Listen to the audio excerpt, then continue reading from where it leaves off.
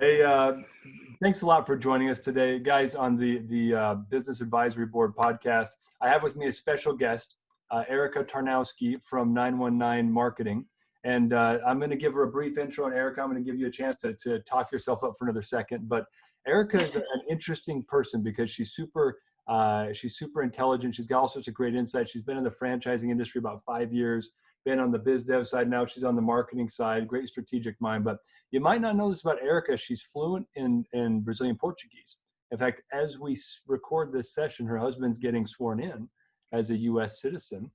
He's from Brazil, and they speak Brazilian Portuguese in the home. So anyway, lots of other cool and fun and interesting things. If you ever see anything on LinkedIn from Erica, it will make you smile, especially Whiskey Wednesday toast. So Erica, what did I leave off? What else should I tell them about 919 or about you? Oh, wow. No pressure, right? Yeah, that's pretty much it. I have 2 kids. My Whiskey Wednesday is often the highlight of the week just because it's a lot of fun. It's a good opportunity to, laugh through the tears. And, I say that, kind of facetiously. But, during, we can all admit, right, 2020 has been kind of a strange year. And, David Chapman, the CEO of 919, and Pete Baldine, who is the president of Moran Brands, were the 2 kind of founders or starters of Whiskey Wednesday, and it's just been a fun outlet for some of the frustrations as a working at home parent with 2 kids around, and we're sort of on the upswing, or I guess sort of coming out of that, but Whiskey Wednesday is still going strong. Yes, my husband's Brazilian. We lived in Brazil for 5 years before moving back, and the year I got back is when I got back when I started in franchising. So awesome. Well, wild ride. We're glad to have you, both for the personality and for the wisdom. I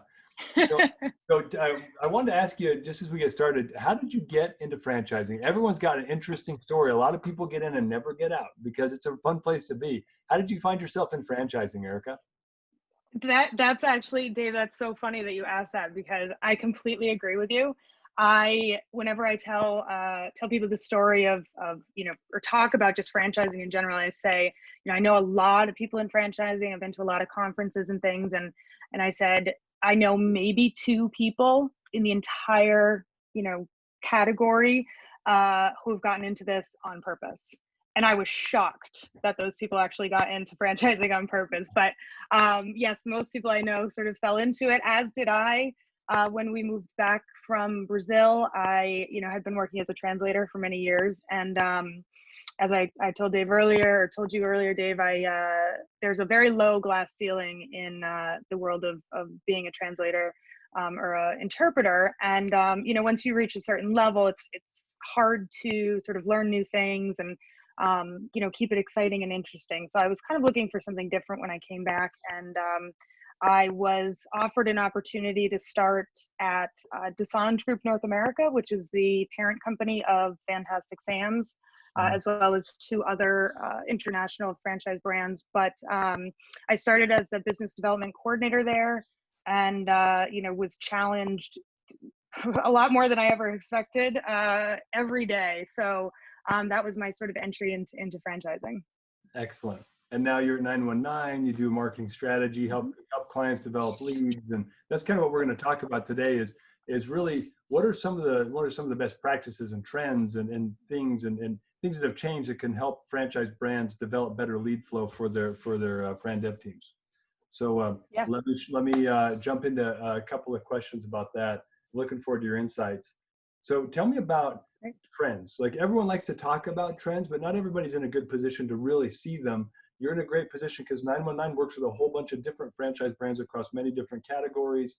So you're seeing trends at a macro view that most franchisors see at kind of a micro view. So what are some of the trends you're seeing right now in marketing practices around franchise development that people should be paying attention to? Yeah, Dave, you're absolutely right. I guess the sort of catalyst for everything that we do, right, is based on trends, based on what we're seeing in marketing, what we see in franchising, what we see at a macro level, what we see, global. All of those factors play a part in I mean, not only consumer behavior, but also business buyer behavior, right? So I think that some of the recent trends, and this is things that we started to notice prior to 2020, as well as, you know, they've definitely continued, and I don't think are going away anytime soon, is the sort of early research trends that have really surged in the past probably 3 to 5 years, maybe even 10 years. Um, you know, the buyer journey, the actual buyer journey is a lot longer than most franchisors realize, I think, because they start to learn about your brand so much earlier than they typically will reach out or they'll fill out a form, right? I mean, think about it. If you are going to buy a car, or even, I mean, I'll give you an example. My oldest son wants a trampoline, right? I mean, they're not cheap. They're $500, $600, $800. And so, you know, you go on various sites, you read different reviews, you find out about this one, you find out about that one. Now imagine buying a business, right? It's a 10, 20-year commitment. You're buying for the rest of your life. You are going to do quite a bit of research before you're going to get somebody on the phone and say, hey, tell me why I should buy this, right? So the process that most franchise buyers go through at this point has become increasingly long, but at the same time, the actual process that they go through with the franchisor or the representative from the franchisor is shrinking, because by the time they get there, they've done 6 to 9 to 12 months of research or even more, and they're almost ready to make a decision. You know, they've narrowed it down to maybe 2 or 3 brands. And they've learned so much about your brand by the time they get to you that they're probably telling you some things that you didn't know, which is really interesting. And again, I think something that that will most certainly continue as long as, you know, information is continues to become available, more and more available, and people look for it. Yeah. And tell me, I mean, so what would you say? I know it's going to vary by brand, because if I'm buying let's say a gym, you know, a large scale gym, I've got a massive capital investment up front. That's going to be a much longer consideration cycle than if I'm buying, let's say a smaller cleaning franchise. It might be a, you know, 30, 40, $50,000 investment to get started. What do you see as far as ranges? You say it's elongating, but are we talking about it's gone from, you know, 12, 15 to an 18-month cycle? What's kind of an average time that you're seeing? Or is that an unfair question because Well, it no, much? yeah, and I mean, it's a great question, but I mean, I think to put an average overall is really tough. I think what you are sort of referring to is, you know, the risk assessment, or the risk benefit analysis. So people who are investing in, you know, lower investment levels, especially the types of franchises that maybe don't require a brick and mortar location. You can maybe do it out of your home. You don't necessarily need to stock inventory, things like that, is a much lower investment level and therefore a much lower risk level. So your level of risk tolerance goes up quite a bit.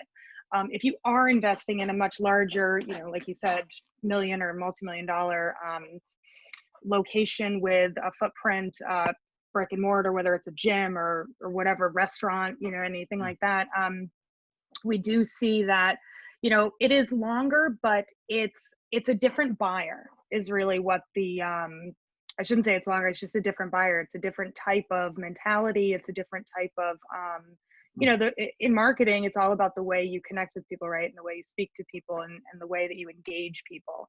And so speaking to the type of buyer who's going to even take an initial interest in doing research on a large, you know, much higher investment level brand, it doesn't necessarily mean it's longer. It just means it's different. Mm-hmm. Yeah, that's fair. For sure. And, so tell me a little bit about because that you were seeing that trend. How do people need to adjust their process? This reminds me of, have you ever read the Google Zero Moment of Truth content they put out about a decade ago? And it's a little older, but it was all about the pre-consideration buyer investigation process. You've probably seen it all over the place. It says ZMOT, but you know what's funny? I haven't, and now I'm definitely going to look for it, because that sounds fascinating. It's like, what, you know, thrive off of, but go ahead. Well, it sounds like, I'm guessing, honestly, you've probably infused it so deeply into what you do at 919. You know it already. You'll see it and say, oh, yeah, I know this stuff. It's not earth-shattering stuff, but they kind of brought this concept to people's attention a little while ago for like consumer B2B type Yep. businesses. But how do people need to adjust? Because a lot of people still have not listened to their advice and move forward. And you're kind of saying the same thing, only like it's accentuating that consideration, that pre-consideration evaluation phase is getting longer in a lot of cases. How do people need to adapt to that? What are you advising your clients to do? Yeah, that's it. That's a great, Dave, you're spot on today with the questions. I'm liking them.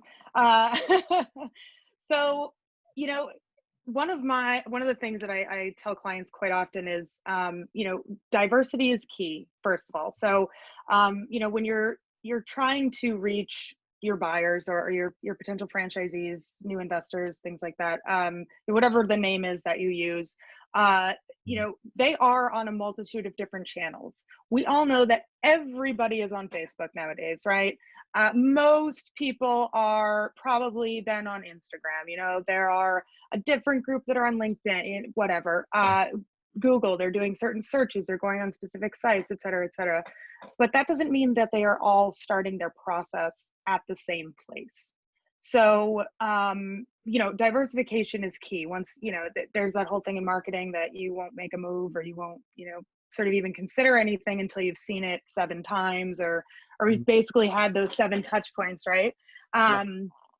So that's one thing to keep in mind that's really important for, when we're building a strategy for a client, we're coming up with, I guess sort of a proposal for how we want to, divide up their budget and where we think the best sort of paths are. A lot of it comes from a diversification of that budget because it's so critical for how people consume. Now, the reason that we like to do that, and once somebody does take an action, they've seen your ad, they take an interest, they've started doing their research, they decide they're going to reach out to you, you also need to diversify how you try to reach them, right? So this is such an important piece because some people really love to communicate via text. Some people will only respond to email.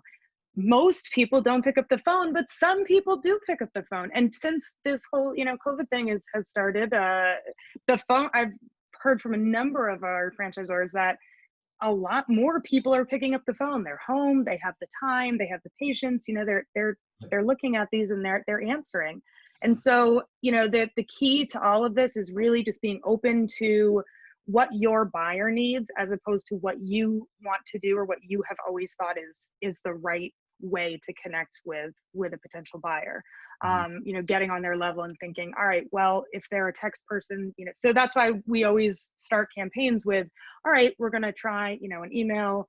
I would say, there's your attempts to contact should be spread out over the course of 2 weeks, different times a day.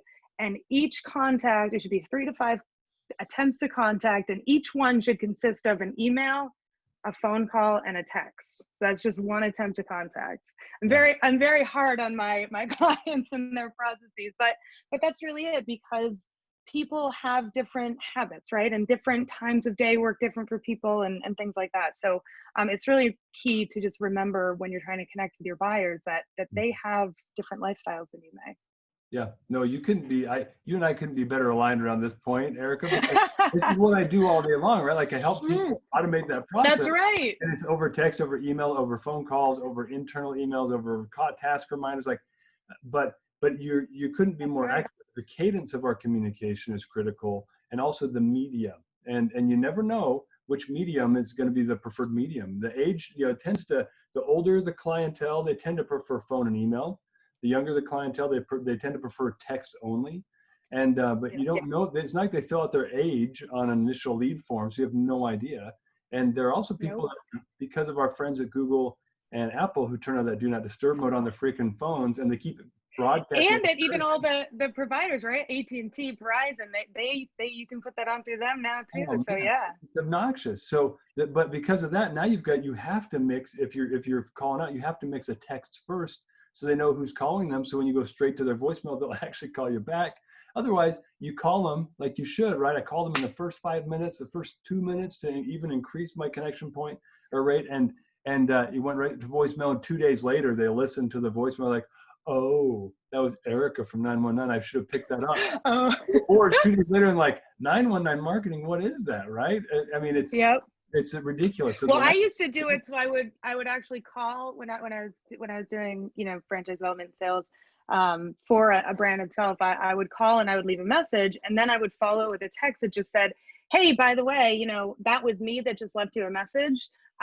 What would be a better time to reach back out? So they didn't even have to listen to the message. They already knew it was me. And then they could just say, hey, within, or call me in an hour. Oh, I'm sorry, I didn't, I missed your call.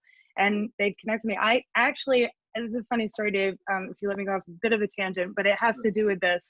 The first deal I closed at Fantastic Sam's was actually a very, very short cycle. It was with somebody who had requested information previously in previous years, and I was doing some data mining and going in and looking at our CRM, and I came across this guy, and I called and left a message, and then I sent him a text, and I said, hey, I'm just reaching out. I want to talk to you a little bit about your interest. And he said, oh, can you call me tonight at 6 or whatever the time was? He worked a 9 to 5, and I said, absolutely.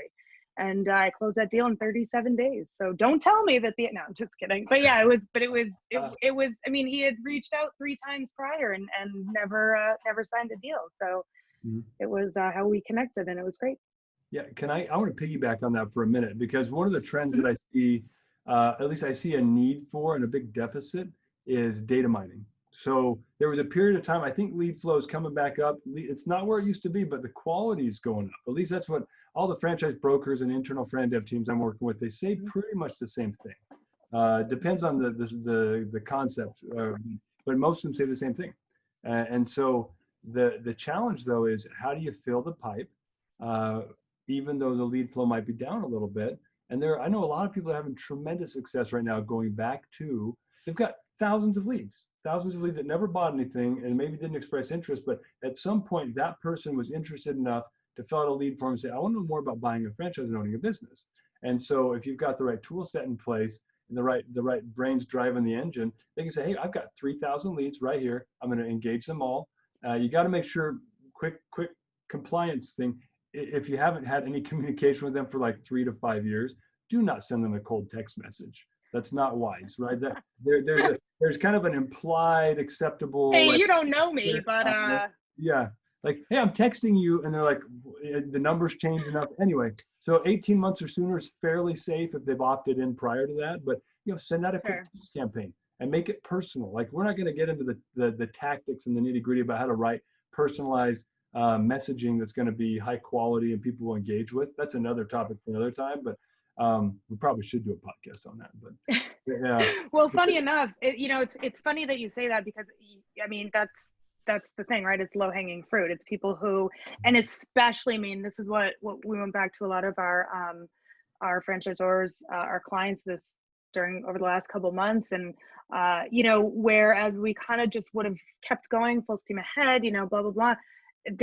I mean, as frustrating as it's been for a lot of us and scary for, health wise and economy wise and all of these uncertainties that have come with this pandemic, there has been, and forgive me for anybody who's been sort of negatively affected by it or has lost anybody, but there has been, I think it's given us some really good opportunity, not only in the business world, but in our personal lives, to sort of step back and say, okay, wait a minute, why were we just doing things like that? Let's stop and maybe take a second and look at a different path or different options. And so for a couple of our clients, that's what we did. We said, you know what, we've been sending out these emails to lists that we acquire through a third party or something like that, and not that we acquire, but we'll send them out through their ISP or ESPs and things like that, email service providers. But we said, we're writing these emails, we're getting good results. Why don't we send back to the 8,000, 4,000, 10,000 people you have already in your database that have not opted out? And we can just say that it's the same thing. It's not any additional content. It's not even, it doesn't even have to be personalized. Dave, I know that one of these clients, and I don't want to get too into the nitty gritty there, but one of our clients actually has franchise agreements out to one of those people that re-engaged through one of these emails that we sent to their, existing database of leads. So, and like you said, with the data mining, we all know who's opted in, who's opted out. Most of the data that they have in there is relatively new. And so, we know enough that there are people that, we can sort of reach out and have that touch point again and say, hey, maybe we haven't talked to you in a while, but we're still here and maybe your circumstances have changed. Yeah, and this is as true at the franchisor level as the Z level. I was just visiting with the multi-unit this morning, Mm-hmm. and we were in their account, helping them adjust some things, training new team members. And I pointed out to their marketing head that was on the call, I said, I'm looking at an account right now that has over 800 leads that never engaged with you in the last 6 months. And he's like, holy crap, I'm like, click a couple of buttons, engage those guys, because a pretty good chance in 6 months, and it was a window company, a glass company. There's a pretty good chance that in the last 6 months, something's changed. They've gotten a stimulus check or a tax refund, or they were holding back because of the market. Or they refinanced their house.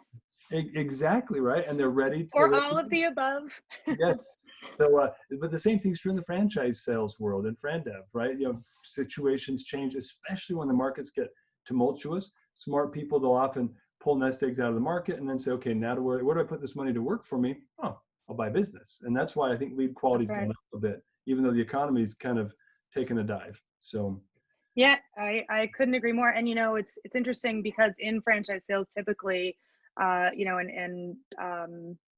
we've seen it, we saw it in 2008, we've seen it, a couple other times with minor dips and stuff since then, or, and prior to, but franchise people invest more often in franchises or even, small businesses when the economy is down. So when we're in a recession, and what actually makes that a good thing is that they create jobs, right? So they not only create jobs, but then they have an easier time finding employees, right? So small businesses are constantly faced with the struggle of hiring and retaining employees. It's just a difficult thing to do. My mom owns a small business. I've seen her struggle with that for the last 30 years. And we see it, it's one of the biggest complaints and the biggest questions that I know franchisors get. Is how do we find employees? And so when the economy does take a dip, it's actually a really great time to buy a business, for multiple reasons. And so we usually see that, which is great. And I agree with what you said about the quality. I think we've heard from a number of people, we didn't get as many leads this month as we did, prior January, whatever. And there was a dip, and then there was a bit of an uptick. And now it's kind of slow, but they've been saying, I haven't gotten as many, but everybody I talk to is great. They're qualified, they're excited, they're, so, hey. Yeah, I've got something right. A new client of ours who's a growing painting franchise. They have 18 people coming to Discovery Day next month. Wow. Yeah. So I think part of it is the mechanics. You and you were just talking about that a few minutes ago. We've got to be changing the way we approach the marketplace. We've got to be diversifying channels. We've got to be diversifying the media in which we engage these leads as they're generated. That makes me want to. And the content, right? Yeah, and the content's got to be different because people are engaging in this buying cycle, this consideration process at different phases. Very top of funnel, like I think I should do this. I heard a buddy talk about it. To I've been looking at franchises for 6 months, and let me see what you've got at your brand concept. But I want to, because you've got this unique insight about the FranDev side in-house as well, I want to shift a little bit. So you're in marketing now, you're generating the leads. From the marketer perspective, or the person generating the leads, to the franchisor who's now got a FranDev team working on these leads, but what advice do you have, or what best practices should FranDev teams have to ensure they're engaging leads in the most meaningful way? I really feel like we ought to hit this one hard, because I see no, and do you see the light bulb going on? Yeah. Well, no, it's, Dave, this is probably one of my favorite questions, because there is, all right, so what we do and sales and all that stuff, there's no silver bullet, right? But there are very key pieces to the puzzle. and how you approach it that can make a world of difference. And actually, funny enough, Tim Arpin from Scooters, the first call we had when he started with Scooters Coffee. Hey Tim, shout out. We got on the call and I said, you know, to me there are three key pieces of, you know, an effective sales team and you know, franchise development, right? So you have the CRM you use, whatever that one may be, so you're keeping track, your data is, you know, on point. The people that are doing it, you know, how they approach it, how you're handling it, the people that are coming in, so not only your leads but also the people that are on your sales team. And then third is your process, right? And he stopped me, he goes, people, process, platform. And I was like, yes, thank you. You said it so much more eloquently and quickly than I did. I'm going to use that. So I couldn't take full credit for it, but people, process, platform, Dave. So if you don't have the right people in place, it doesn't matter what you do from a marketing perspective. Those people are not going to be able to close deals. If you're not getting the right people in the door, even, you know, to raise their hand and say, hey, I'm interested in this, you're also not going to close deals. So the two people pieces are very, very critical. In addition to that, the way your team is structured, the way, you know, the leadership that is, yeah, I mean, all the people elements are a critical part of the success of any FranDev team and any sales team, really, I think, in general. The process is so important because, you know, people come in and they say, you know, all right, so I don't really know what I'm doing. I'm evaluating a brand. I want to start a business. You know, they already don't know what they need to ask. They don't know what they want to know in a lot of cases. In some cases they do, and that process is actually slightly different. It's slightly, you know, adjusted. But for the people who come in kind of cold, they don't know what a franchise disclosure document is. They don't know about owning a business, or maybe they do know about owning a business, but nothing about franchising, et cetera, et cetera. You have to take them through what it means to become a franchisee with your brand, you know, what it means to be successful. And there are steps, you know, you don't want to, for example, you don't want everybody who gives you a call to talk to your franchisees and go through the validation process before they've even looked at an FDD, right? I mean, how annoyed would your franchise be if you have people calling them up all the time saying, hey, you know, we were just thinking about buying this, and then nothing ever happened. It just seems silly. So there is kind of that process where you guide, and people are looking for that guidance, right? Where they do have much more of an element of control now over their timing and things like that than maybe, you know, previously. Now they still like to follow the steps and get to where they need to go, right? And the third, and my personal favorite, and Dave, probably your personal favorite, is the importance of a platform and the way that you're using it.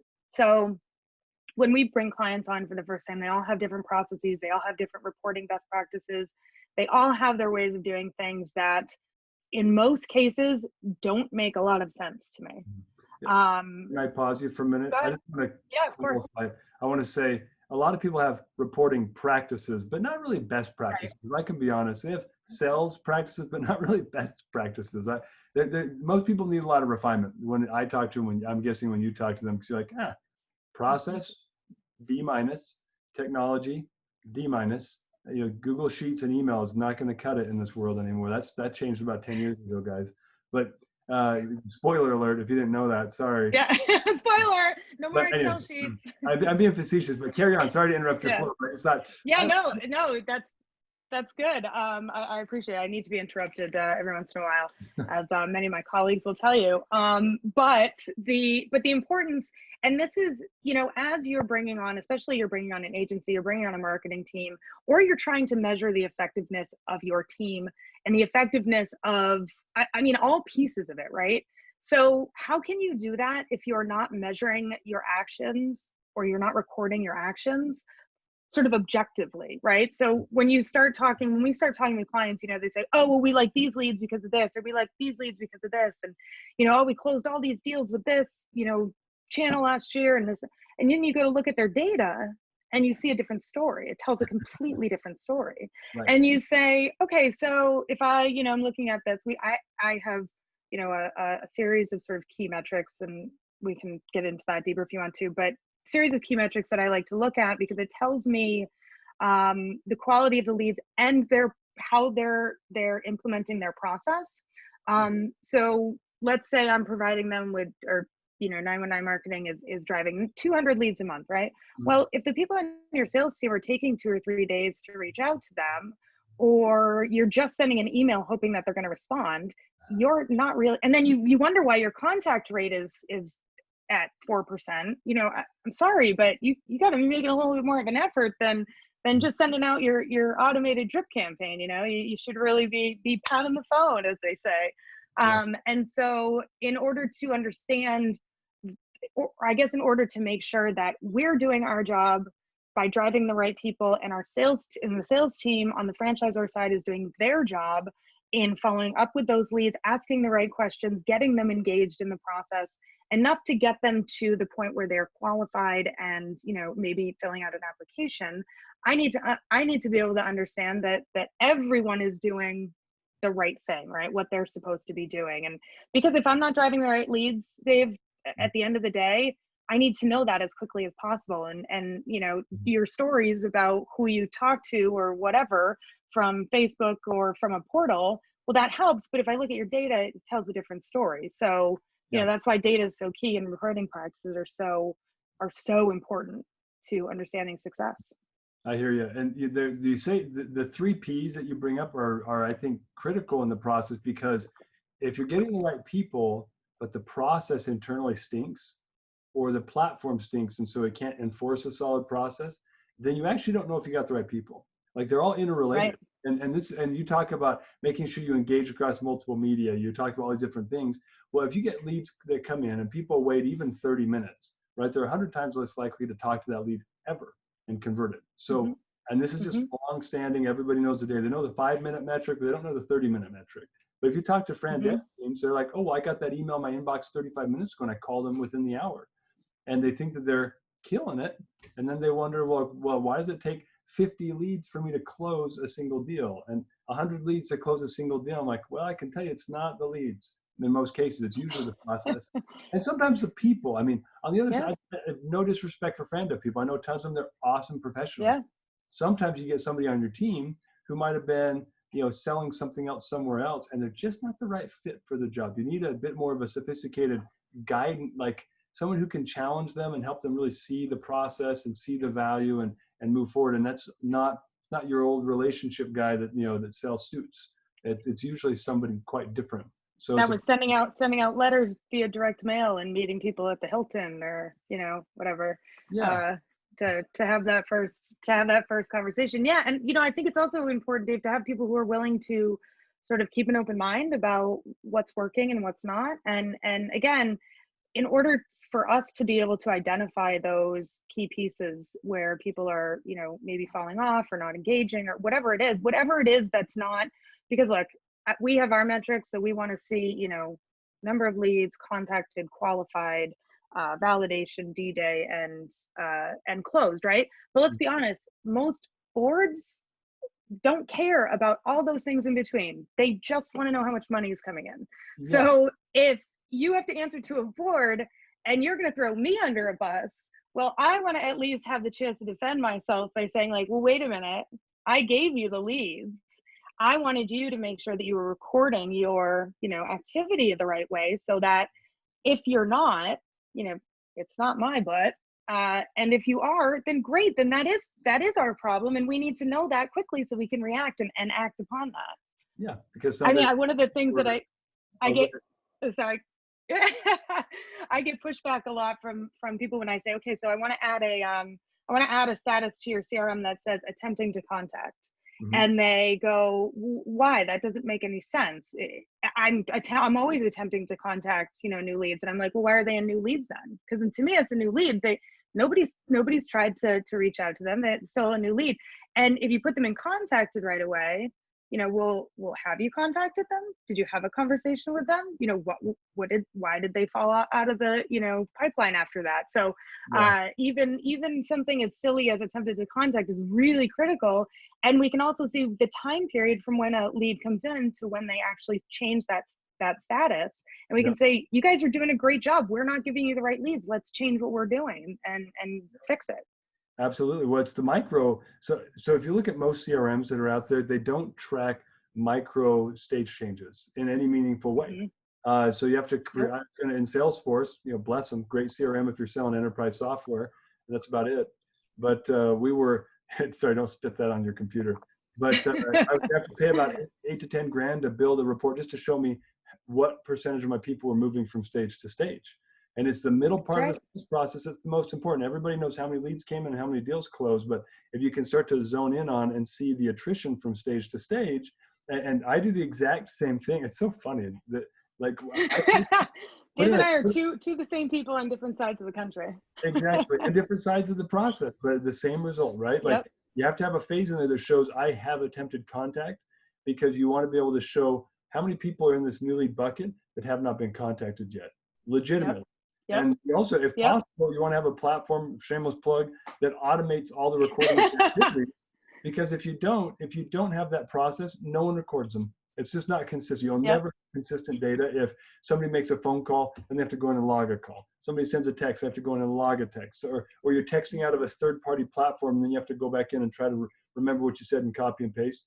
Your data will always be ugly, and you'll never have reliable things that you can predict behavior on, because the data can never be consistent. They just won't report it 100%. And that's not because people suck, it's because the process and the tech sucks. Yeah.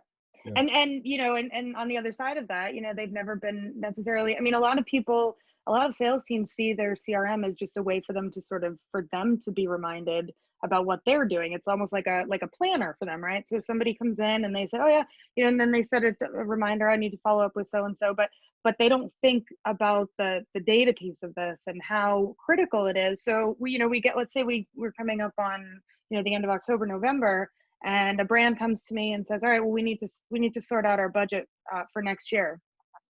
How much do we need to spend? This is our cost for this is our cost for this, et cetera, et cetera, et cetera, et cetera. Well, how many qualified leads do you need in order to close X number of deals next year? And what percentage of your new leads are those qualified leads? Well, we don't know, because we were just going from new lead to FDD review. Well, but this is such a big gap in there that what happened in the middle, in between there.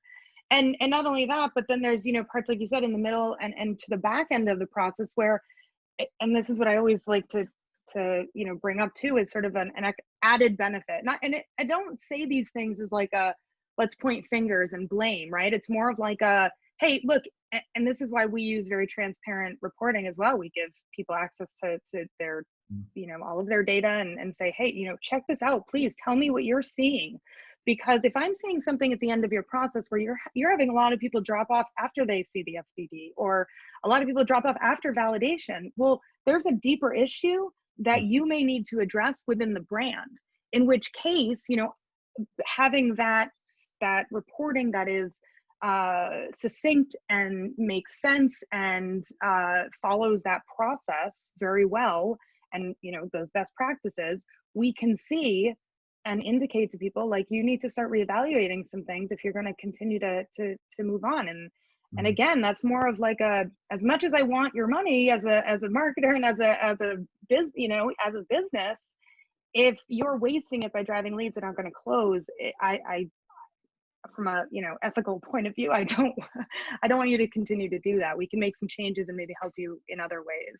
Yeah, no, that partnership's important with the marketing team. If you're working with franchise brokers, it's funny, Red Boswell in the last podcast, he had mentioned something a little similar that he was observing from the broker's perspective.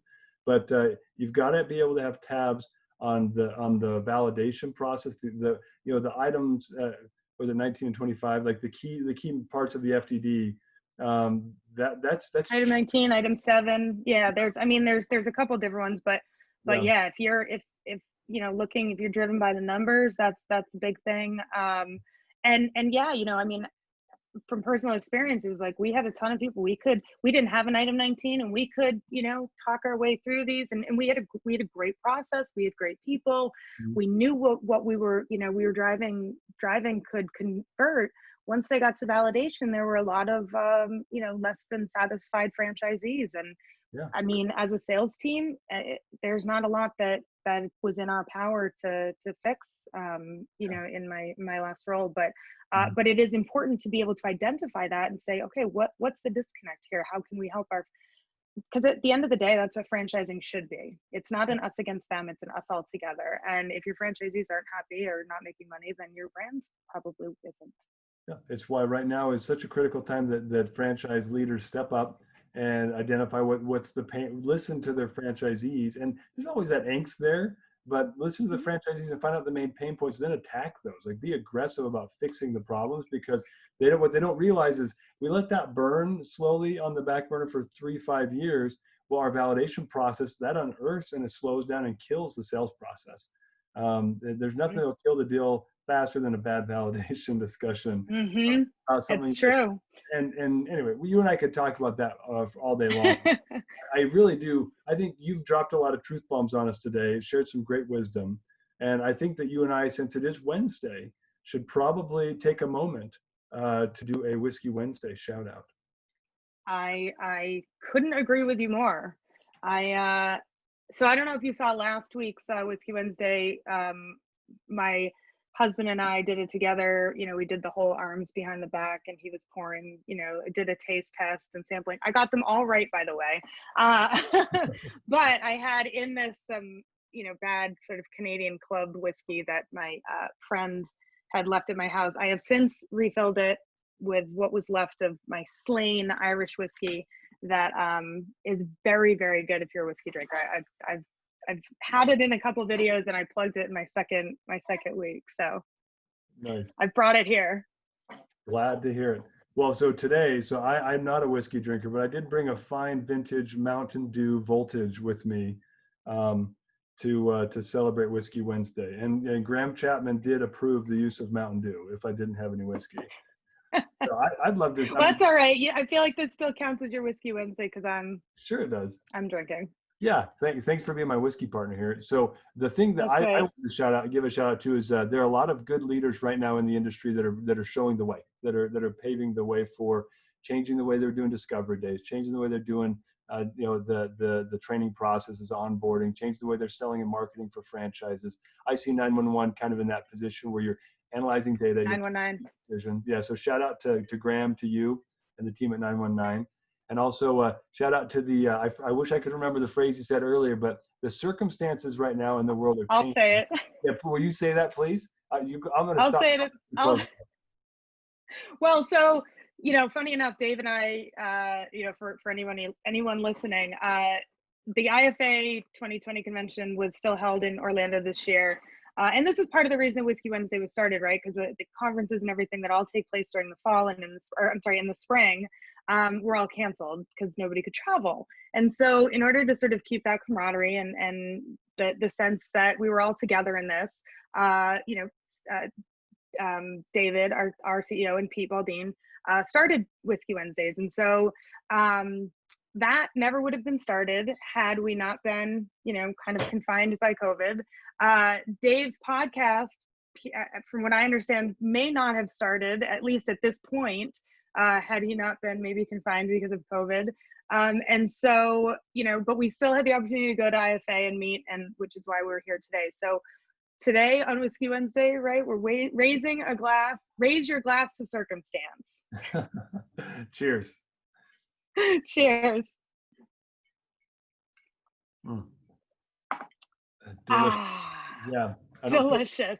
Don't feel the same burn, but it's still good. So I don't know. That looked like antifreeze. What kind of antifreeze are you putting in your car? This is blue, not pink. So blue antifreeze. Hey, so Erica, thanks for making time to join us. Thanks for the Whiskey Wednesday toast. No, this is awesome. The partnership. Yeah, and thanks everybody for I appreciate your time too, Dave, and for having me on. It was really fun. Yeah, I agree. Talk to you soon. All right, thanks.